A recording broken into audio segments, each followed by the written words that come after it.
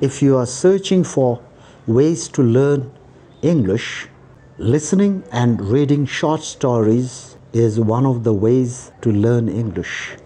Leo Tolstoy, the literary giant from Russia, tells the story The Empty Drum through the characters Emelian, the main character, and his wife, the king, and his servant, Grandam, a wise figure. So, let's walk through them. The Empty Drum, a folk tale long current in the region of the Volga. Emelian was a laborer and worked for a master. Crossing the meadows one day, on his way to work, he nearly trod on a frog that jumped right in front of him. But he just managed to avoid it. Suddenly, he heard someone calling to him from behind. Emelian looked around and saw a lovely lassie who said to him, "Why don't you get married?" "Emelian, how can I marry, my lass?" said he. "I have but the clothes I stand up in, nothing more, and no one would have me for a husband." "Take me for a wife," said she. Emelian liked the maid. "I should be glad too," said he. "But where and how could we live?" "Why trouble about that?" said the girl. "One only has to work more and sleep less, and one can clothe and feed oneself anywhere." "Very well then, let us marry," said Emelian. "Where shall we go to?" "Let us go to town." So Emelian and the lass went to town, and she took him to a small hut on the very edge of the town, and they married and began housekeeping. One day, the king, driving through the town, passed by Emelian's hut. Emelian's wife came out to see the king. The king noticed her and was quite surprised. "Where did such a beauty come from?" said he, and stopping his carriage, he called Emelian's wife and asked her, "Who are you?" "The peasant Emelian's wife," said she. "Why did you, who are such a beauty, marry a peasant?" said the king. "You ought to be a queen." "Thank you for your kind words," said she, "but a peasant husband is good enough for me." The king talked to her a while and then drove on. He returned to the palace, but he had Emelian's wife out of his head. All night he did not sleep, but kept thinking how to get her for himself. He could think of no way of doing it. So he called his servants and told them they must find a way. The king's servants said, "Command Emelian to come to the palace to work, and we will work him so hard that he will die. His wife will be left a widow, and then you can take her for yourself." The king followed their advice. He sent an order that Emelian should come to the palace as a workman, and that he should live at the palace and his wife with him. The messengers came to Emelian and gave him the king's message. His wife said, "Go, Emelian, work all day, but come back home at night." So Emelian went, and when he got to the palace, the king's steward asked him, "Why have you come alone without your wife?" "Why should I drag her about?" said Emilia. "She has a house to live in." At the king's palace, they gave Emelian work enough for two. He began the job not hoping to finish it, but when evening came, lo, and behold, it was all done. The steward saw that it was finished and set him 4 times as much for next day. Emelian went home. Everything there was swept and tidy.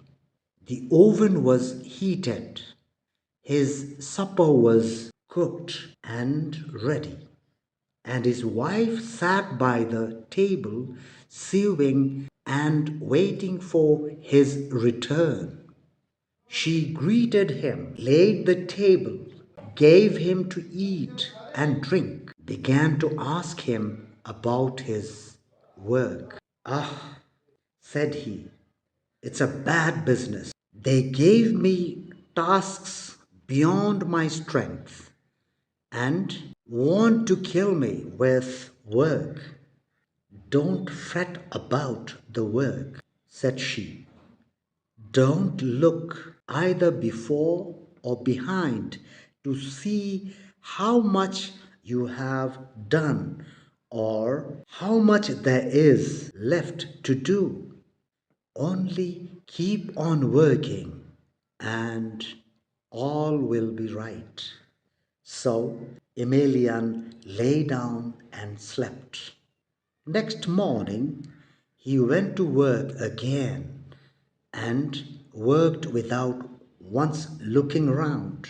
And lo and behold, by the evening it was all done, and before dark he came home for the night. Again and again they increased Emelian's work, but he always got through it in good time and went back to his hut to sleep.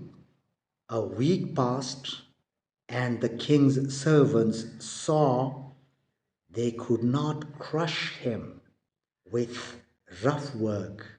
So they tried giving him work that required skill.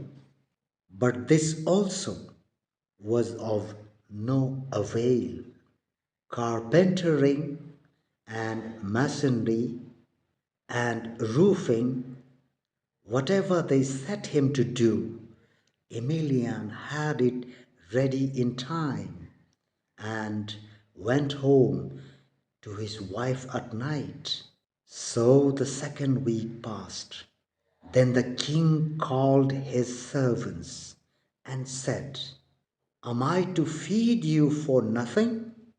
2 weeks have gone, and I don't see that you have done anything. You were going to tire Emelian out with work, but I see from my windows how he goes home every evening, singing cheerfully.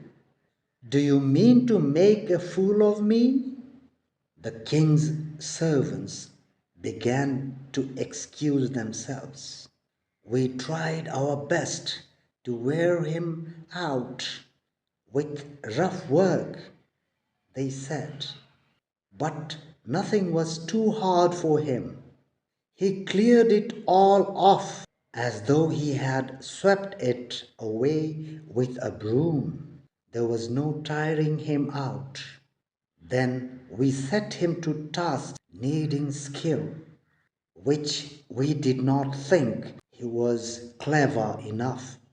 We did not think he was clever enough to do, but he managed them all. No matter what one sets him, he does it all.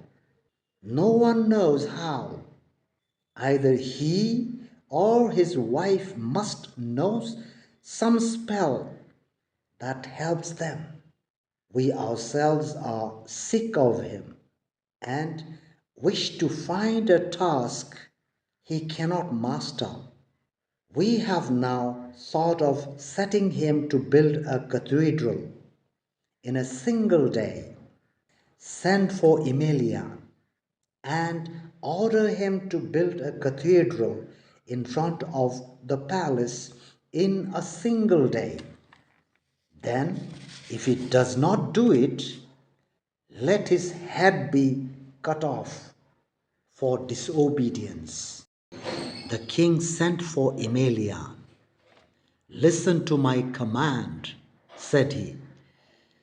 Build me a new cathedral on the square in front of my palace and have it ready by tomorrow evening.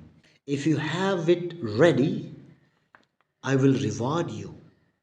But if not, I will have your head cut off. When Emelian heard the king's command, he turned away and went home. My end is near, thought he, and coming to his wife, he said, Get ready, wife, we must fly from here, or I shall be lost by no fault of my own. What has frightened you so? Said she, and why should we run away? How can I help being frightened?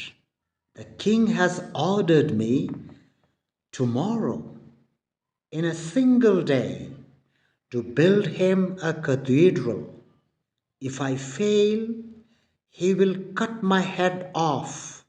There is only one thing to be done. We must fly while there is yet time. But his wife would not hear of it. The king has many soldiers, said she. They would catch us anywhere. We cannot escape from him, but must obey him as long as strength holds out. How can I obey him when the task is beyond my strength? Yeah, goodman, don't be downhearted. Eat your supper now and go to sleep. Rise early in the morning and all will get done. So Emelian lay down and slept. His wife roused him early next morning. Go quickly, said she, and finish the cathedral. Here are nails and a hammer. There is still enough work there for a day.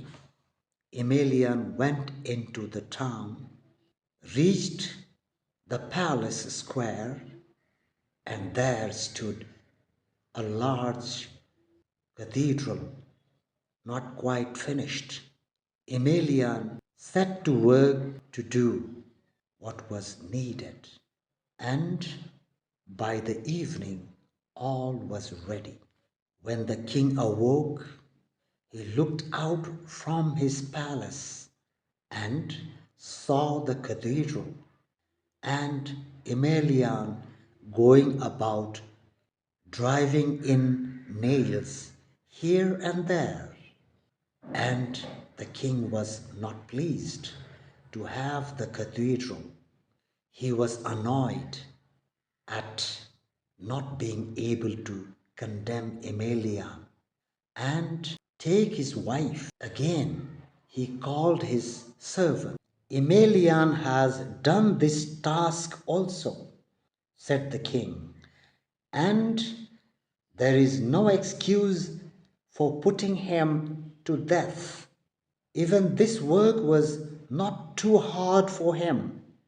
You must find a more cunning plan, or I will cut off your heads as well as his. So his servants planned that Emelian should be ordered to make a river round the palace with ships sailing on it. And the king sent for Emelian and set him this new task. If, said he, you could build a cathedral in one night, you can also do this. Tomorrow all must be ready. If not, I will have your head off. Emelian was more downcast than before and returned to his wife sad at heart. Why are you so sad? Said his wife. Has the king set you a fresh task? Emelian told her about it. We must fly, said he. But his wife replied, there is no escaping the soldiers. They will catch us wherever we go. There is nothing for it but to obey. How can I do it? Groaned Emelian. Yeah, goodman, said she. Don't be downhearted. Eat your supper now and go to sleep. Rise early and all will get done in good time. So Emelian lay down and slept. In the morning his wife woke him. Go, said she, to the palace. All is ready.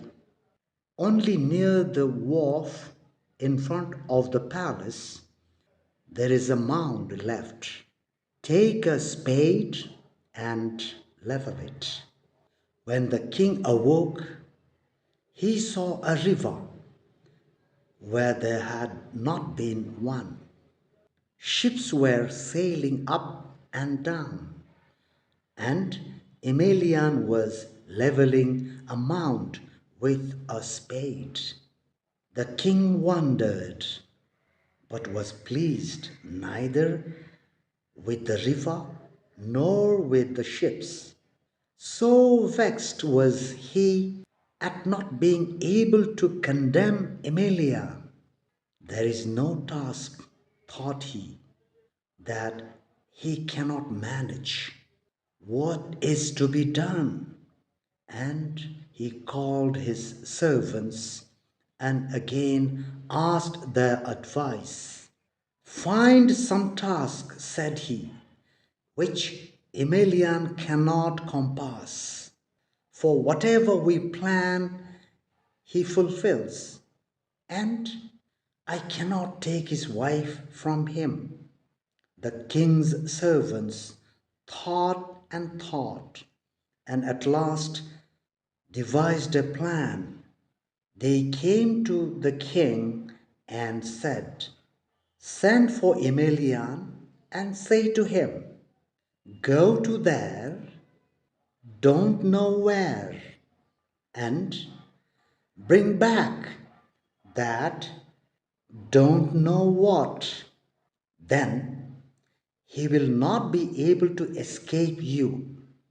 No matter where he goes, he can say that he has not gone to the right place, and no matter what he brings, you can say it is not the right thing. Then you can have him beheaded and can take his wife. The king was pleased.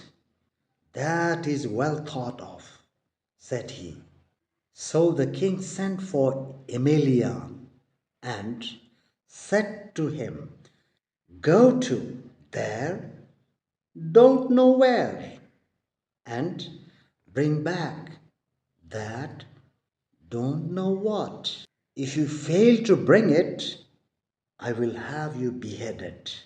Emelian returned to his wife and told her what the king had said. His wife became thoughtful. "Well," said she, "they have taught the king how to catch you. Now we must act warily." So she sat and thought, and at last said to her husband, "You must go far to our grandam, the old peasant woman, the mother of soldiers, and you must ask her aid. If she helps you to anything, go straight to the palace with it. I shall be there. I cannot escape them now. They will take me by force, but it will not be for long. If you do everything as grandam directs, you will soon save me." So the wife got her husband ready for the journey. She gave him a wallet and also a spindle. "Give her this," said she. "By this token she will know that you are my husband." And his wife showed him his road. Emelian set off. He left the town behind and came to where some soldiers were being drilled. Emelian stood and watched them. After a drill, the soldiers sat down to rest. Then Emelian went up to them and asked, "Do you know, brothers, the way to there, don't know where? And how can I get that, don't know what?" The soldiers listened to him with surprise. "Who sent you on this errand?" said they. "The king," said he. "We ourselves," said they. "From the day we became soldiers, go we, don't know where, and never yet have we got there, and we seek, we don't know what, and cannot find it. We cannot help you." Emelian sat for a while with the soldiers and then went on again. He trudged many a mile and at last came to a wood. In the wood was a hut, and in the hut sat an old woman, the mother of peasant soldiers, spinning flax and weeping.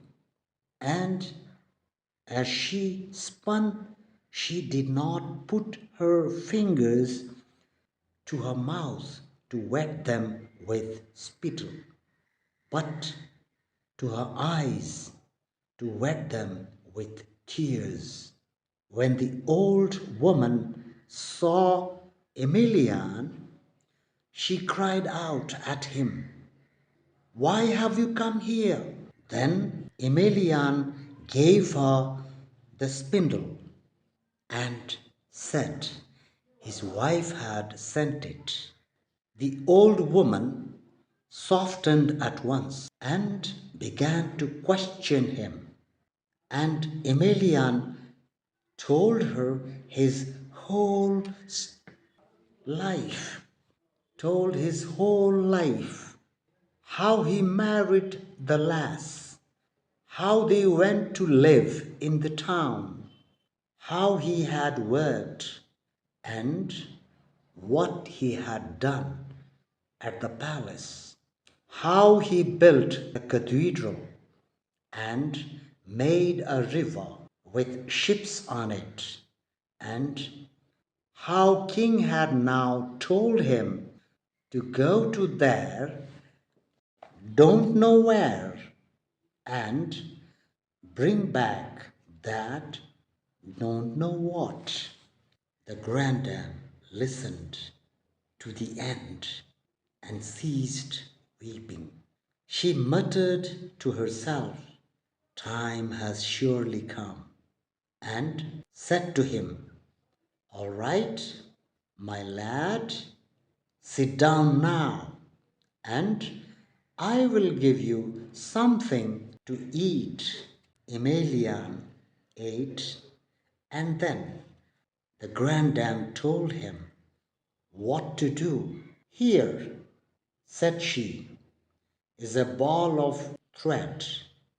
Roll it before you and follow where it goes. You must go far till you come right to the sea. When you get there, you will see a great city. Enter the city and ask for a night's lodging at the farthest house. There, look out for what you are seeking. How shall I know it? When I see it, Granny, said he. When you see something, men obey more than their father or mother. That is it. Seize that and take it to the king. When you bring it to the king, he will say it is not right, and you must answer. If it is not the right thing, it must be smashed, and you must beat it and carry it to the river. Break it in pieces and throw it into the river. Then you will get your wife back, and my tears will be dried. Emelian bade farewell to the grandam and began rolling his ball before him. It rolled and rolled until at last it reached the sea. By the sea stood a great city, and at the further end of the city was a big house. There Emelian begged for a night's lodging and was granted it. He lay down to sleep, and in the morning awoke and heard a father rousing his son to go and cut wood for the fire. But the son did not obey. It is too early, said he. There is time enough. Then Emelian heard the mother say, go, my son, your father's bones ache. Would you have him go himself? It is time to be up. The son only murmured some words and fell asleep again. Hardly was he asleep when something thundered and rattled in the street. Up jumped the son, and quickly putting on his clothes, ran out into the street. Up jumped Emelian too, and ran after him to see what it was that a son obeys more than father and mother. What he saw was a man walking along the street carrying, tied to his stomach, a thing which he beat with his sticks, and that it was that rattled and thundered so, and thundered so, and that the sun had obeyed. Emelian ran up and had a look at it. He saw it was round, like a small tub, with a skin stretched over both ends, and he asked what it was called. He was told, a drum. And is it empty? Yes, it is empty. Emelian was surprised. He asked them to give the thing to him, but they would not. So Emelian left off asking and followed the drummer.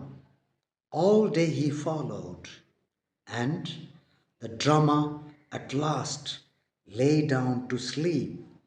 Emelian snatched the drum from him and ran away with it. He ran and ran till at last he got back to his own town. He went to see his wife, but she was not at home. The day after he went away, the king had taken her. So Emelian went to the palace and sent in a message to the king. He has returned, who went to there, don't know where, and he has brought with him that don't know what.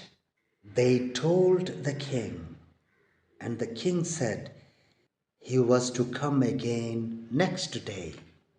But Emelian said, tell the king, I am here today and have brought what the king wanted. Let him come out to me, or I will go in to him. The king came out. Where have you been? Said he. Emelian told him, that's not the right place, said the king. What have you brought? Emelian pointed to the drum, but the king did not look at it. That is not it. If it is not the right thing, said Emelian, it must be smashed, and may the devil take it. And Emelian left the palace, carrying the drum and beating it. And as he beat it, all the king's army ran out to follow Emelian, and they saluted him and waited his commands. The king, from his window, began to shout at his army, telling them not to follow Emelian. They did not listen to what he said, but all followed Emelian. When the king saw that, he gave orders that Emelian's wife should be taken back to him, and he sent to ask Emelian to give him the drum. It can't be done, said Emelian. I was told to smash it and throw the splinters into the river. So Emelian went down to the river carrying the drum, and the soldiers followed him. When he reached the river bank, Emelian smashed the drum to splinters and threw the splinters into the stream, and then all the soldiers ran away. Emelian took his wife and went home with her. And after that, the king ceased to trouble him, and so they lived happily ever after.